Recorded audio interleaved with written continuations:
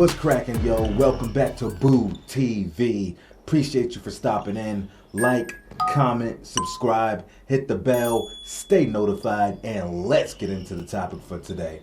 What's cracking, y'all? Back with some more Larry Bird content. The BS Report, Larry Bird, where Bill Simmons is interviewing Larry Bird. So this is really cool. It's always cool if you can have somebody sit down with an all-time great, especially of the caliber of Larry Bird, ask them questions, pick their brain a little bit, and see what their thoughts and opinions are about whatever's being asked of them. So I can't believe I haven't came across this one yet.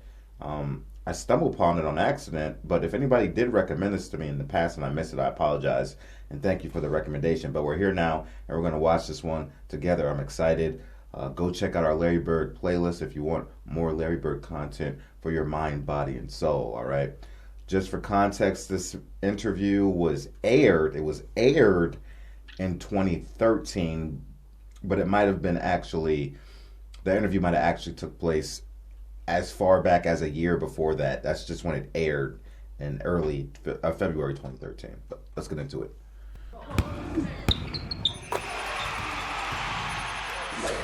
Honored to have my favorite basketball player of all time, Mr. Larry Bird. How are you? Good, thank you. I grew up in the Boston Garden. So you were. I did too. I know. So I think I wrote once that out of the 25 greatest moments of my life, I think you're involved in like 7 of them. 7 or 8. I'm not sure. I think that Bird steals the ball. Look at Larry's expression. It's almost like, dog, if I am responsible for that many of the best moments in your life, you need to reconsider what you're doing with your time, sir. That's the vibe I got from Larry's response. But I'm sure Larry gave a lot of people some great moments in life. Ball might be in the top 5. You need to get a better life. Let's start with Super Bowl week. Everyone's talking about Peyton Manning, where's he going, all this stuff. You know, back in the day, there was, I think, like 89 or 90. You were upset with your contract. There was a chance you might not stay with the Celtics. Everybody in Boston was freaking out that you might leave. When you look at Manning might actually leave the Colts, I mean, how important was it to you that you stayed in Boston your whole career? Very important. And I don't remember what year that was, but Red knew I wasn't going anywhere. Right, but you had to do the whole dance. But no, well, it really wasn't that. It was just that they wanted to do something in the summer, and they they didn't get it done, and Red was out of it. I was dealing with somebody else. And what they were telling me is this wasn't the truth. Yeah. And it sort of upset me, but I wasn't going anywhere. I would never left Boston unless they traded me. I like to see guys come in, especially the elite players, and stay in one place. I think it's very important for this city because we don't have a lot of great ones come through here. And Peyton Manning by far is the greatest athlete ever come through this city. And if he's healthy, you know, hopefully he stays and finishes out his career. But I don't know his medical, but he's been fantastic. I mean, he'll go down in history as one of the greatest quarterbacks, and he's been great in the community. He's got his name on a hospital, and it's just fantastic. And I hope he's able to stay healthy and finish his career here. Well, like, I'm looking at it from my vantage point. Like, all right, so I'm in Boston in the early '90s. You're battling your back issues. Let's say the Celtics ended up with the #1 pick that year, and it's Derek Coleman, and everybody's like, we should pick Coleman, and then we'll trade Bird. Like, the Celtic fans never would have wanted that, I feel like. And do you feel like the Colts fans actually want Manning to get traded? Like, or it seems like they want him to stay, right? Well, you know, after last year, everything sort of blew up. Yeah. I'd say really if it came down to it, probably 80% would like to see him come back. Yeah. And there's always a few that like to see it move on and start all over, but they get spoiled. Fans get spoiled, and if things don't go well next year, if he's not here, then they turn and start wanting Peyton back. But it's too late. But if you have a elite athlete come through, and especially in a small market, you got to hold on to them players. They're not born every day. Yeah. You know, so it's hit and miss. In Boston, there was a big thing about Danny Ainge was talking about. Yeah, I might have to make a trade here. I might have to get rid of Garnett, Pierce, Ray Allen, all 3 of them. And he mentioned how in the late '80s with the Celtics, that Red had told him he had a possible trade for you and a possible trade for McHale, and they ultimately decided to keep all you guys and kind of ride it out. And Ainge thinks that was a mistake. If you were somehow the Celtics GM in the late 80s, what would you have done? I would have kept him. Would have kept him. Well, the one thing about Red was loyalty. And that's why I never wanted to leave there, because I always knew he had my back. Yeah. He cared for me. He wanted me to do well. Obviously, he wanted me to play at a high level. I was with Danny and Red and Mikhail the day we were talking about that. The one thing that Danny threw in there was players' names. And the whole time I was in Boston, I never heard Red mention any other players on other teams. Right. I heard him talking about, draft picks. But I never heard him about, well, Larry, I can trade you for this, this, and this. He just never did that. But I don't think you're ever on the table, though. No, but Danny did tell Red he should trade us right now because we don't have much left in the tank. Well, the one trade that actually kind of made sense, but I'm glad the Celtics didn't do it, was I know Dallas offered Perkins and Schrempf for Mikhail because they were making a run. It was the year you were hurt. In 88, 89, you played like only 6 games. Right. You were recovering. And I think Dallas did make that offer. And it's a pretty interesting trade. Like, you think like the careers that Perkins and Schrempf had, they would have been in the Celtics for, the next decade. Well, I coached Sam, so I know how good he was. Right, Even at the end of his career, he was a gamer. But you know what? If you really look at it, Red coached many great players. He had great teams, and there's just too much loyalty there. Yeah. And, the way he did things, he felt he could rebuild it back in a short period of time. But Kevin McHale's don't come around very often. True. And Robert Parrish. But if you want to hold on for 15 years and play 2 minutes a game is one thing. But, in 1987, Kevin played through a broken foot. Right. And it's actually broken, and he tried to play, and he's still paying for it. So we don't find them type of guys anymore. Nope. Very few of them out there, probably. But Kevin gave his heart and soul to the Celtics, and Red knew that. A lot of people don't remember that about the Mikhail broken foot. What's interesting to me is he would do it again because his attitude was, we were so close that year, and it really came down to 1 or 2 plays, and I never would have been able to live with myself knowing that I wasn't out there, and yet he was never the same. Well, I can after remember that in the finals, and I seen the X-rays. There was a crack in there. Yeah. And as the season was over, it just grew. It got bigger. And Mahorn was stepping on it. Sure, but Kevin was right. If you get a chance for that last goal and that last couple games you need, you've got to play if you can. Right. Because you might not never get there again. Mm-hmm. That was, I think, the one of the lost titles from that era. Right. I think 82, I still feel like, which team that never gets mentioned, but Tiny separated his shoulder in the Sixers series. But that was actually the best Celtics team of your early part of your career, I felt like. Yeah, we had 2 7-game series. I was down 3-1 against Philly and came back both times. Yeah. And the last time they beat us in the 7th game in Boston. So I was there.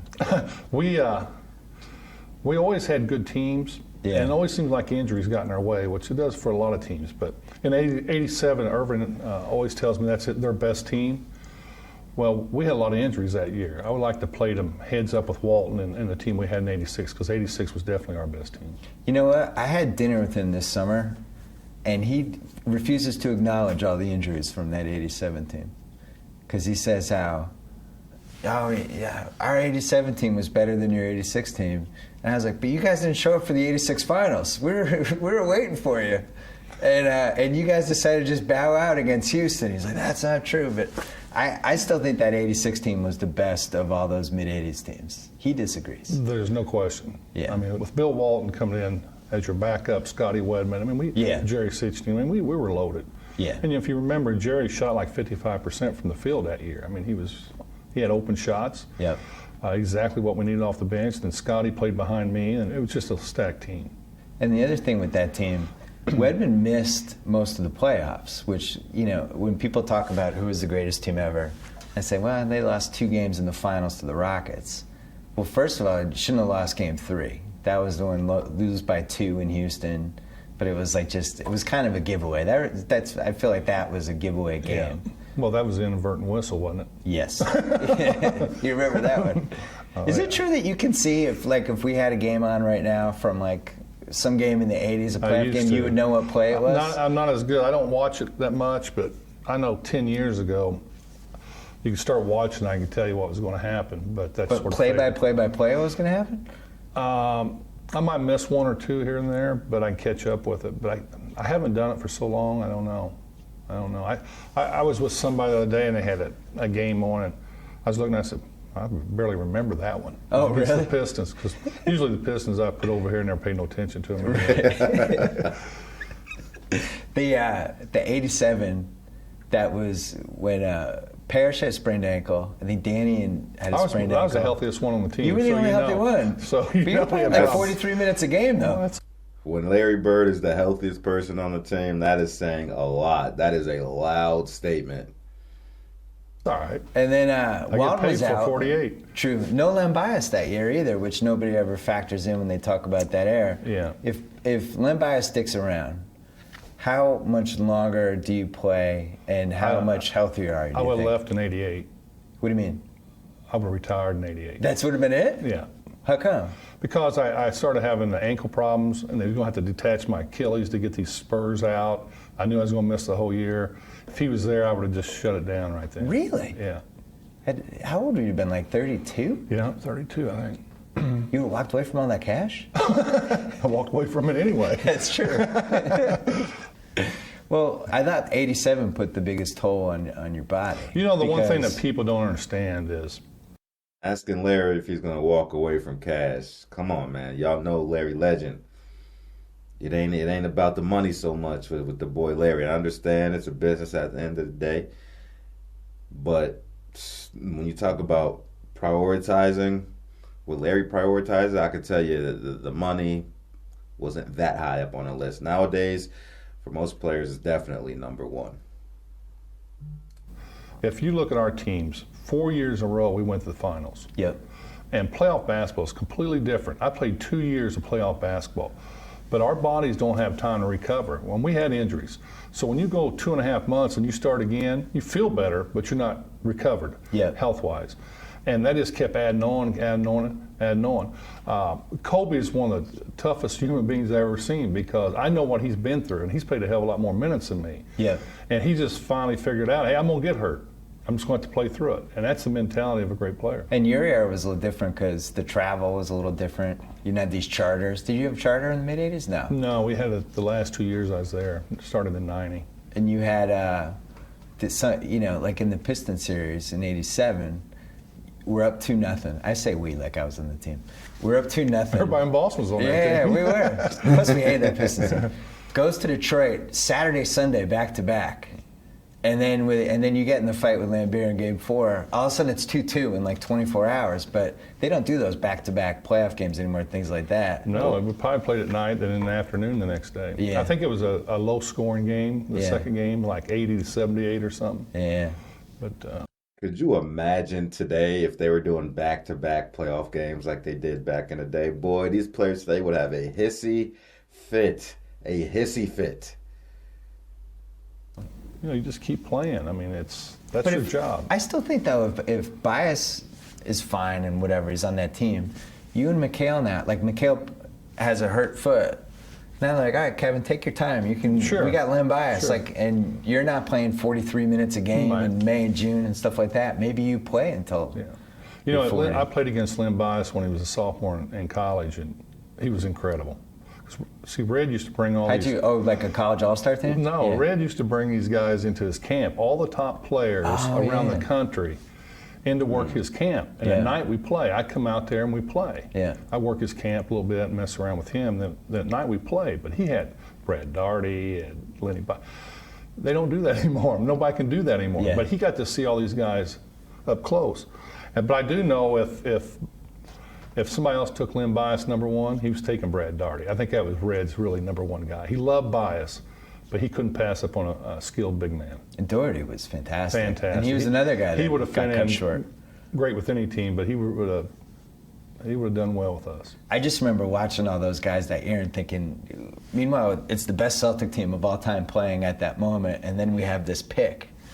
And it was like, my God, like, Celtics beat the Rockets in the finals. The draft's like 10 days away, and we're adding the second pick in the draft, and it just seemed like, all right, we didn't win like 7 straight titles. I remember the night they traded Henderson.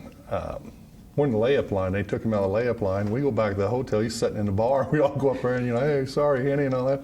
He's, oh, well, I'll get a chance to play all the time. Well, he's playing quite a bit for us. Yeah. Then when they had a bad year, we get the second pick in the draft. Now, I remember when they started doing all the the draft, not envelopes. the draft, but the envelopes and all that. Red's sitting there looking, no emotion, and it got down to them and Cleveland, I think. Yeah. And I was sitting there going, well, Red's going to get the number 1 pick. That's just how much faith you had in the guy. Yeah. And I thought for sure, I didn't know who he was going to take because I never asked him, but I really believe he would have took Brad Daugherty. I actually agree with you, because it was just, when you think about Daugherty, Walton, Parrish, and McHale, He would have took him. it would have been embarrassing. I mean, just because that was in '86, he just knows that Bill might, go out anytime, getting a little bit older, and bring another big man in there that's very skilled. So, but Lenny was one heck of a player, and Red might have been thinking, bring Lenny in here, and I want to play Larry so many minutes too. But Yeah. Well, that's the thing. Like, when you think about the '80s and just luck and all the different variables, like, take Worthy off the Lakers from day one.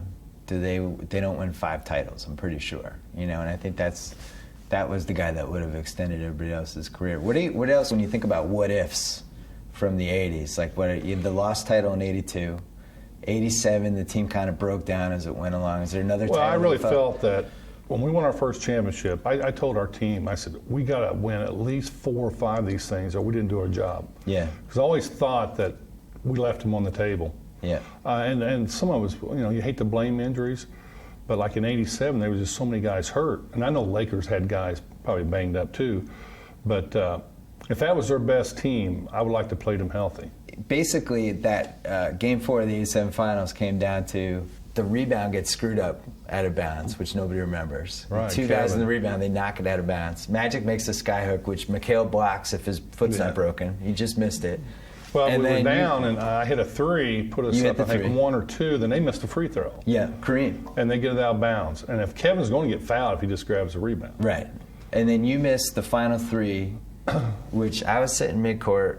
You were like here when you shot it, and the ball was, and I had a dead, and I thought it was in. I did too. And you missed like, It went was all like the way a down sliver. in and popped out. Just but missed it. When I let it You go, thought it was going in. Yeah, I did. I was surprised it didn't go in because I got an open look. There's 2 seconds on the clock, and I made a move up, and I went, which we've used before with 1 or 2 seconds. Yeah. And they lead me into the shot, and a perfect pass. And when I let it go, I just thought, well, that's it. Right in front of the Laker bench too. And I got a shot off that I would have lived with. And a lot of people say, well, I got a good shot off and missed. I can live with that. But that thing should have went in. And that probably would have, I think the roof would have collapsed. Well, I think that would have been it. That would have been a riot. That's like in '84, we lose our first game at home. Game 2, Henderson steals the ball. Game 3, they blow us out. We're going, what the heck? Yeah. Game 4, we just got to start getting tougher. Yeah. And the whole series changed that day. We put a lot of pressure on them. And we always felt that if we played the Lakers, we could always do something to irritate the heck out of them. And if you get them thinking about if they're going to get hit or if somebody's saying something, it takes them off their game because they like to get it out, run, and just keep pushing, get in their flow. You got to take them out of that flow. Your era, it was so much more physical, and stuff was just settled on the court, and it was fine. And now it's like if somebody stares at somebody too long, it's a tech. It's a double tech. Oh, you touched me. Like, even you had that thing with Danny Granger and Kevin Love the other night. That was, pretty stupid. It's like the refs have to review it for 10 minutes. Do you think this stuff's just dumb? Well, they need to put a stop to a lot of it because in the 80s when I played, there was a lot of cheap shots. If you go back and watch the Pistons playing against Chicago, Michael and Scotty were getting pounded. And a lot of it happened after the whistle. Like you're going in and you get fouled and the guy goes ahead and tries to, that's a free foul. I remember when I first came to the league, there's no layup rule. Yep. But guys were getting hurt and, it takes a toll on your body. They had to clean it up some, but they've taken it too far, especially with the flagrant fouls and stuff. You got in a couple scraps back in the day. Preach, Larry, preach, brother. I'm with you all the way, all the way. You weren't afraid to throw the knuckles around. Didn't hit anybody, but I like to throw them. Hey, you beat up Alan Bristow. I don't know if I beat him up. Well, you got a couple good ones, man. man. There was the preseason game, which was a classic, which you against Ivoroni. And then it was like Maxwell against Moses. Then Red came out of the stands. Like, those were the days. Why would they have us playing the 76ers in exhibition 3 times? For money, probably, right? No, for fighting. It It happened every time. Every time. I heard Charles Barkley a couple of years ago, so when he first came to the league, they're playing these exhibition games, and guys were loosey-goose, and he thought that's how it was. He said, all of a sudden we played the Celtics. Walked in the locker room, I was talking to everybody, goes, hey, man, calm down. He said it was a real game. Yeah. And sure enough, something happened. Yeah. And that's just the way it was. It's funny, I went to the Clippers-Lakers preseason game this year, and it reminded me a little bit of those Sixers-Celtic games where it was like, it was not a preseason game. Right. These guys were like, they wanted to beat each other. Yeah. And I've been to 3 of those games so far. There's real animosity. It's kind of fun. Like, I miss those days of, I don't like the stuff with the guys hugging before the games and all that stuff. I wish it was the old days were back. This is your job. And a lot of people depend on whether you win or lose. We got this building, we got all these workers, they got to feed their families. Yeah. And you go out there and mess around, and you don't put a full effort into it every night. Not only does your team suffer, but everybody suffers from that. Right. So Bro, Larry brings up a great point. I have never thought about that angle of how wins and losses really trickle down and affect all these other parts of these organizations. And even just arena workers who aren't hired by the organization. I never thought about that. Which even adds more ammunition to these insufferable players in today's era, in this modern NBA that we have today, that don't go out there and leave their heart out on the floor. if you're winning, everybody's happier. You left the bad blood on the court for the most part, but not with Lambier. You never really ever liked Lambier in any social situation. No. Yeah. And it's because he was a dirty player. Right. Now, he had to do what he had to do. I That picture gets me understand every that. time. But you take, like Ricky Mahorn, he'd hit you and all that, but he'd hit you, you're going to get hit. Yeah. But he didn't try to maim you. Right. Bill tried to hurt you. Right. And, he was one of them guys, you shoot a jumper, he'd try to slide his foot underneath your ankle so you twist your ankle. And that's why Parrish Did he always really used to do that? If you watch any of our old games, Parrish was always twisting his ankle against the Pistons. So one time I shot a jumper and Lambert did it to me, and I stepped on his foot, but I stepped on a high and twist my ankle. I don't know, a quarter or two later, he was shooting that jumper. I slid mine on there. That's the last time he ever did it. Really? Yeah. But he was, he had to play the way he had to play, and we all understood that. But if you carry it too far, you carry it over the line, you got to protect yourself. I was at the game when the famous game where you stole the ball, but in the second quarter, and the crowd just had so much hatred for Lambier for that game. I've never been in any sort of a sporting event where the crowd hated a player that much. And I still am convinced to this day that the crowd convinced Parrish to punch him in the second quarter. Oh, no question. Because you watch the replay and it was like barely he did anything. It could have happened 2 plays before. You're right.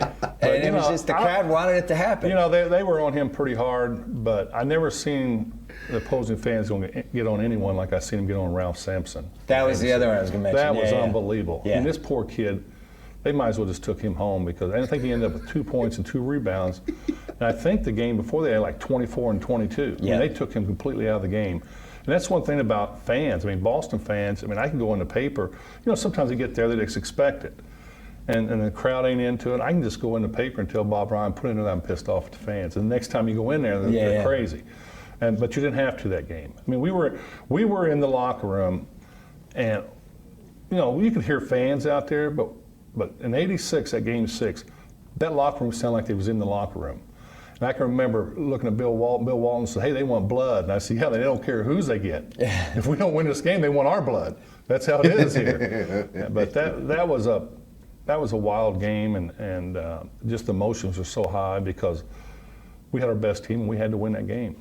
And the crowd, I was at that game. I was in the tunnel. I think everybody was there like 45 minutes before that game. Yeah, people were just ready. Yeah. And when Sampson walked out, he walked by us. You could just see he was done. Yeah. He was petrified. Yeah, And he should have been. He was like, really seemed like he was getting killed. He's picking on Jerry Sitchton. Come on. You used to like that, though. You used to like when the crowd got on you. Yeah, it's funny how it works. I used to get very nervous and a little sick before each game. But once I stepped on the parquet, it was all over with. Now it's time to battle. And when the fans were into it, or we wasn't into it, they let us know, and it'd do the same thing if they were screaming real loud to me. You know, they don't like it. You know, they paid their money to come in here. You know, they traveled. I mean, I know people used to go down after work, get something to eat, and go to the game. Not once a week. Every time we played, for every game I was there. So you felt indebted to them to at least go out there and try to do something special that night and win a basketball game. That was my favorite regular season win from the '86 team, which was my favorite team. But Atlanta, they talk trash. They're Down up by there. 20 at halftime. Yeah, that was in the the crowd's yelling and all that stuff. And then the team comes out in the second half, just eye of the tiger. And it's a great game. That's it's a the first. bloodbath. K.C. Jones got on us 3 times really hard. And that halftime talk he gave is one of the best I've ever heard about having pride. You're wearing the jersey. A lot of you guys have been here for a long time, but obviously you don't know what it means to be a Celtic, you know, the whole thing. And he never screamed or never yelled, and he goes, you know, we got it in us to come back and win this game, but we have to do it. We got to dictate the second half of how we want to play. Yeah. And we got out there and we ended up beating them. And then Game 5 in the playoffs that year against Atlanta, 25-0 run in the third quarter. Yeah, it was unbelievable. That's the best basketball ever, right? I mean, it's not like they were turning it over. Right. It's just we were in passing lanes. We were up on them. They were taking shots with pressure on them. We got every rebound. And actually, they were trying for 3/4 of that quarter. But you called like 4 timeouts, I think. Yeah, that run was one of the greatest runs we ever had in Boston. I think that was the greatest team ever. But if it needed one thing, what would you have added to it?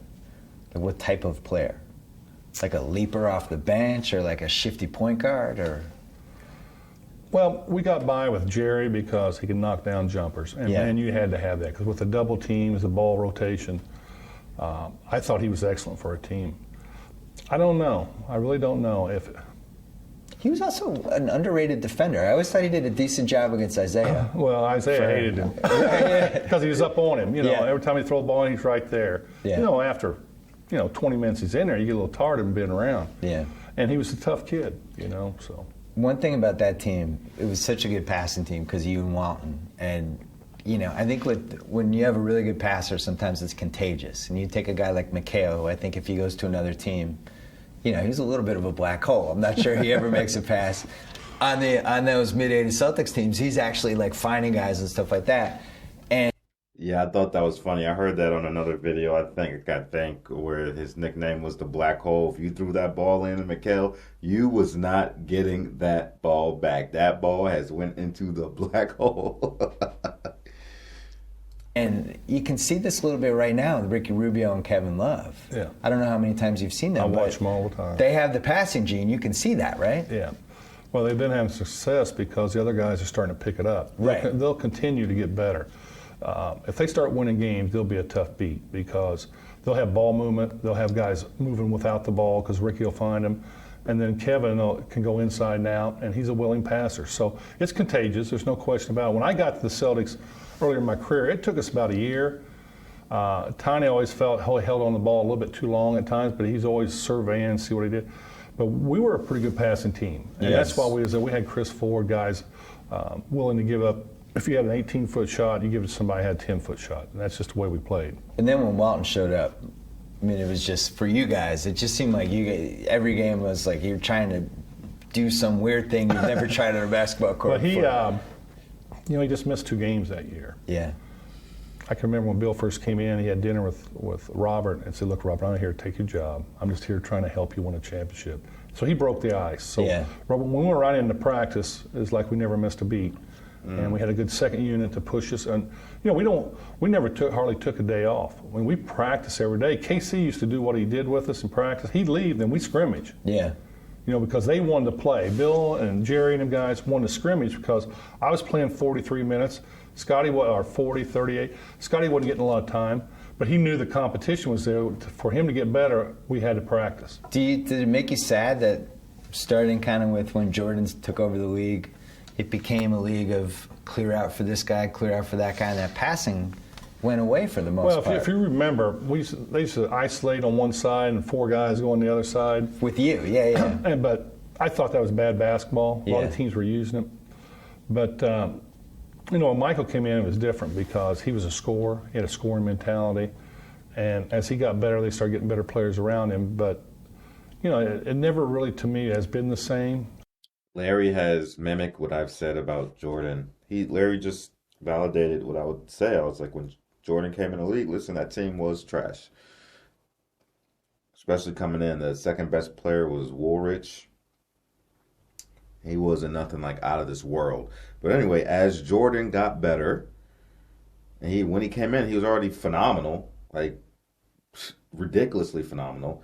But as Jordan got better, so did the team. They slowly started putting more pieces around him, some tools that he can work with, some nice oiled up machinery, lubed up gear. And now he's like, hey, I got something I can work with.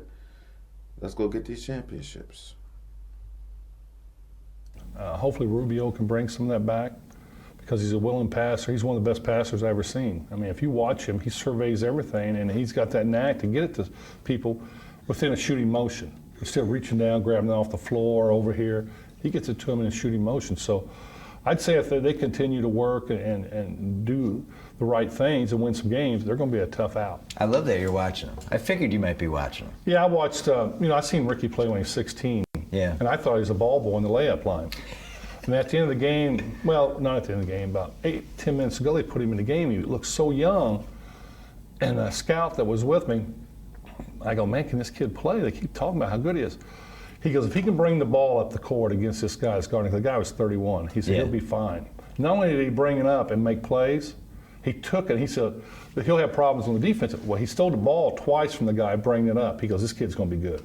He said, you don't take the ball from I forget who the kid was. Why don't you think more guys play like that?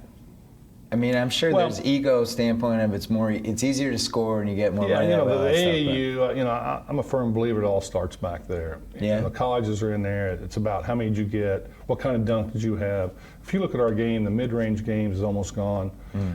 Just like, even Charles and them, they're always talking about dunking, I mean, Charles was a dunker, but he wasn't. He's more of a passer, power player.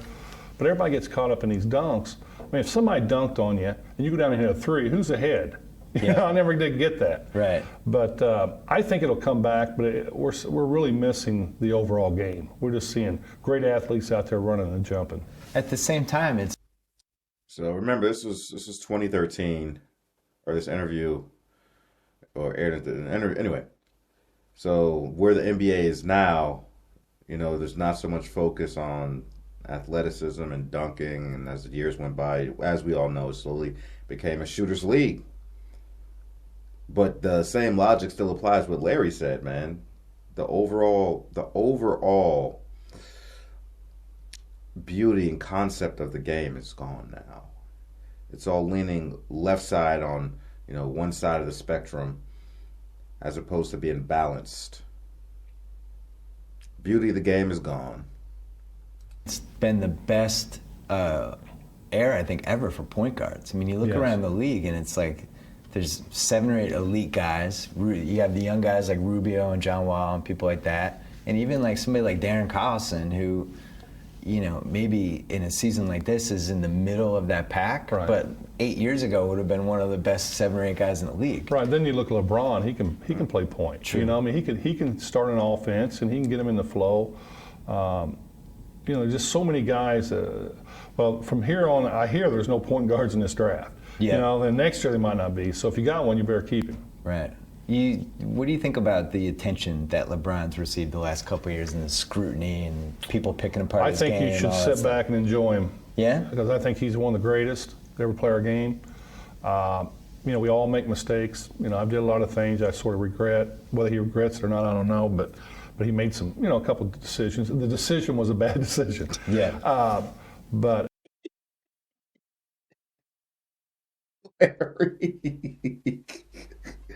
Larry said the decision was a bad decision. But as far as playing basketball, you've got to enjoy this guy. If you're a basketball fan, you got to sit back and go, wow, how did he do that? Or I always say, boy, I wish I had his speed. Yeah. But some of the stuff that kid does out there, he's by far, Kobe was always my favorite since I got out. I don't like that, by the way. But LeBron James is by far our best player in this league. I don't think there's really anyone next to him. I think he's there, then you go down the list.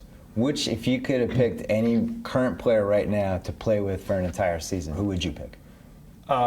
Just from a fun teammate, make the team better, just all those things in play. Well, probably Kobe, because Really? the fact that he's, well, of course he wouldn't have been shooting as much as he does now. Yeah, but- you would have had to talk with him. His desire to win, his dedication in the off season to get better, and he's just tough. He's just a tough cat. But if you want to have fun, like I did with Bill Walton, you play with LeBron. Really? It'd been probably more fun to play with LeBron. But if you want to win and win and win, it's Kobe. When you Not that LeBron's not a winner. It's just that Right. his mindset to go in every practice, every game to get better. I wrote a 700-page book about basketball, and it was really hard to figure out how to measure different guys. Measure the eras. Like, how do you measure somebody from your era versus LeBron Right. James, people like that? Because the game's faster now. I mean, Yeah. it's you watch your era is not people didn't play defense on every play like they do now. It's funny and it's hard. It's very hard to compare, but you never know. Like, I never know how good LeBron is. I remember when I came in to the league. I played a small town. I did very well, and everybody always said, "You didn't play against anybody." I went to Indiana State. Same thing. So when I came in the league, there was a lot of doubters. Yeah. And with my mentality, I thought, well, I'll go in there and I'll just do my best to get better. So I go out there, and we're at Marshfield, and had the Cowens and Tiny and ML Carr was new on our team. Had Roby. All these guys came down there to see how good I was, and I just sort of filled my way around. And after 3 days, I go, wonder when these guys are going to start playing hard, So. ML, we went out to eat one night, and ML Carr told me, he goes, man, you're going to be really good in this league. And I said, really? And I said, yeah, but you guys ain't playing. He goes, oh, yeah, we're playing. He said, they're talking about it. They think you're going to be pretty good. So we got an exhibition season. Everybody, well, exhibition. And I played pretty well. Well, when the game started, I'm always waiting for these guys to shut me down, deny me the ball. What I found out was all you got to do is shoot a little bit higher. Yeah. Put yourself in a position where you can come off a pick a little quicker. It don't have to be 100 mile an hour all the time, but it's got to be a thinking man's game. You got to think. You got to see what your plays. You know how they react. You watch the films. You know if they go under a screen or over a screen. You know if you can fade off a pick, or you come down and you go straight up, then pop out. So I always tried to put myself in a position where I could succeed with basketball. So if you watch me, very seldom did I catch the ball at 3-point line.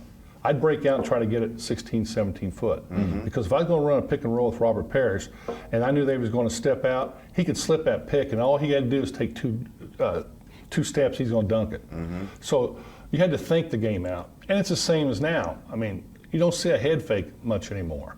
Yeah. I mean, these guys want to jump over the rim and all that. Get them in there, set them up, and drop it off.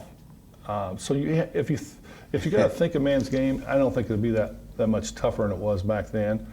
But I sure would like to compete against Kobe and LeBron and them guys, because that's what it's all about, playing against the best. Playing against the best, not leaving and trying to build super teams and play with the best so you can monopolize the league and pound and ground pound and stomp all the little ants on their sand piles. It's different mentality, man. Different mentality. I want to face these guys. I want to play against these guys. When the ball gets tipped off, I want to guard the best player for long stretches of the game. I don't want to wait till the last 3 minutes of the game or the last 4 minutes of the game to D up on the primetime matchup if the game is close. I want to wait. I want to guard you from the tip. Let's do this. We in a war right now. Nowadays, it's like, oh, we're not going to have these two guard each other because we don't want them to tire each other out. And I'm like, what? What is this, bro? We're going to wait till the final last couple minutes of the game, and then we'll put that player on that player and, give the fans a show. I'm like, what is this? Gross. In your decade, the game was changing as the decade was going along. Like, if you look at the guys that you were going against every night initially, Kelly Tripucka, people like that, the kind of the 6'6" small forward, yeah, that you always kind of had advantage. And then by the end of that decade, all of a sudden now Rodman's in there. Yeah. And, you know, now you have these 6'8" athletes that Yeah, are just, you had to work a little I harder. always say the taller they are, the easier you can come off a pick.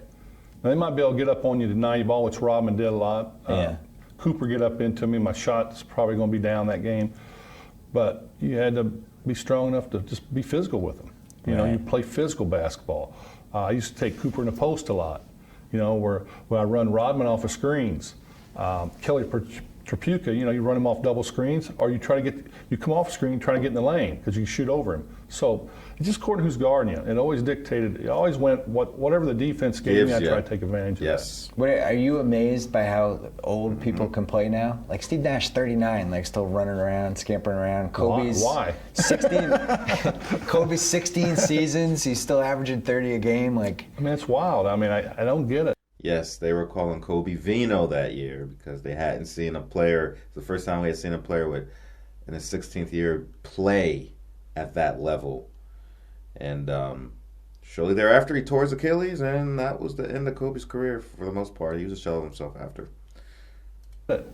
I mean, a lot of it's like diet and conditioning, all that stuff. Yeah, it's different, and a lot of core work. We didn't have that. Mine was running on the roads, playing on asphalt in the summer, and you know that couldn't have been good for you. But you know, basketball's basketball, and if your body holds up, you know, you can probably play longer. I mean, if I didn't have all the back and ankle issues, you know, I could have strung it out a little bit, and we could still have been successful. But when it breaks down, you know, when you have surgery on you, you're never the same. Yeah. And I always understood that. Oh, that's not a good sign for Peyton Manning then. Well, I don't know what he's got wrong with him, but I always say that once they put that knife in you, you're never the same. All right, last question. Give us a prediction for the Pacers this year. You feeling good? Well, I said before the year with my owner, because I watch these guys all the time, and it all depends on what they do in the summer, how much better they get. Roy's improved every year. Last year, he sort of plateaued a little bit, but this year he's taken another level. It all depended on Paul George. Darren Collison had to have a better year. We pick up George Hill and David West. We're already better with them two. I told him we win between 34 and 38 games, and hopefully we'll win more, but that's my prediction. Well, and you we'll have a lot tough. of cap space. You can potentially add one piece. Right, and you know, we're a franchise where we don't spend 80, 90, 100 million dollars. You know, we got to stay around. We're at 50 million, 51 million now, and that's with Posey on, but he's still part of Right, it. But we got to stay between, I think, around 65 million for a while. Now, we got to develop our own players. We got to draft well. So it's not like some of these teams can go out and get some players and they don't work out. If we get a player that don't work out, he's probably going to play. So that's the difference being a small market and a major market. But it's been fun because when we go in and play Chicago and we beat them, I feel good about that because I know my team's coming. They're getting an air about them where, you know, I like. They're starting to do things like I remember when we used to do that. Like the other night, Danny got a little chippy. Yeah. Danny's a tough kid, and he's not a dirty player or anything like that. But if you rattle his feathers, he's going to take up for himself, and I like that. That's what I like in a basketball player. Play hard, you play aggressive, but you don't take any stuff off anybody. And you must feel like it's wide open this year, right? Like in the strike season. It is, but you know, one. you got to look at it in the East. There's some good teams. I mean, Orlando's got a few problems right now. Atlanta's always got a solid team, but you got Chicago and you got Miami. They're good, and for us to beat them, we're going to have to play our best. And you know, and if they have injuries, you know, you never know what's going to happen. But I like my team. I like my players. This is really the first year. I've always liked a lot of my players. You know, sometimes you have little problems with certain ones. Yeah. But I actually enjoy going down there in the locker room now. I'm not in there a lot. Huh. I don't get real close to my players because, you know, you have to trade them or do Right. But I really enjoy them. They're good kids, and they work. These kids work, and they want to get better. So that's been not a pleasant surprise, but a great feeling to me to be a part of this. So if you do add one person, it would have to be somebody that fit in with what you've built with Right, these guys. you can't bring certain guys and Can't bring a knucklehead in. Exactly. Larry Bird, good luck. Thanks for your Thank you. time. Appreciate Thanks it. for having me. I'm surprised I came across that one. Yeah, that was dope, man. Larry was speaking nothing but facts. Larry was straight preaching.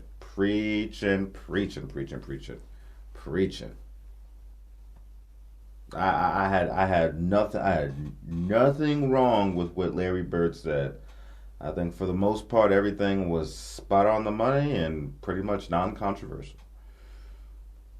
It's always a pleasure listening to an all-time great on that level, a top 10 caliber player, top 5 caliber player, wherever you want to rank the boy Larry Bird. But just hearing them talk basketball, man, I could just sit here and watch it for hours and hours and hours and just learn so much. I mean, we all know how smart Larry Bird is on the basketball court, man.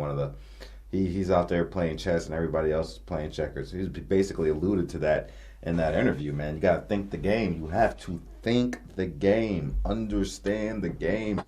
Once you figure that out, it becomes so much more easier.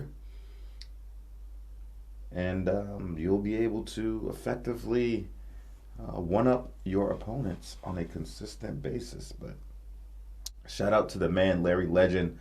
Appreciate you guys for stopping in. Thanks for watching. I appreciate you guys so much. If you have any video recommendations, send them on my way. If you look in the description of this video, there's a link for video recommendations. Click that link and then drop your recommendation in the comment section, all right? Like, comment, subscribe, hit the bell, stay notified. Catch you on the next one. Be out, baby.